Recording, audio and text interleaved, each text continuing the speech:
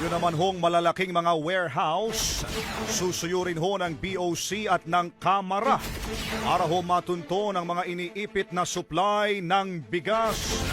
May report si Brigada Aika Constantino. Brigada Aika, ibrigada mo! Hindi tatantanan ng Bureau of Customs o BOC at Kamara ang mga malalaking warehouse sa bansa hanggang hindi nahahanap ang iniipit na supply ng bigas. Ito ang pagtitiyak ni House Speaker Martin Romualdez. Kaugnay na rin ang patuloy na pagtaas ng presyo ng bigas sa bansa kung saan tuloy-tuloy ang kanilang isinasagawang sorpresang inspeksyon sa mga warehouse. Nasampulan nga nitong nakalipas na linggo ang Great Harvest Rice Mill, San Pedro at FS Rice Mill na nasamsaman ng nakaimbak na mahigit sa 200,000 na sako ng bigas sa Bulacan.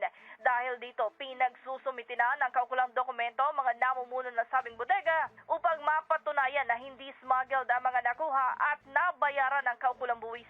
Nabatid naman nakatawang ng Kamara ang BOC sa pamumuno ni Commissioner Bienvenido Bien Rubio na nakatakdang magkasapa ng mas maraming inspeksyon sa mga susunod na araw.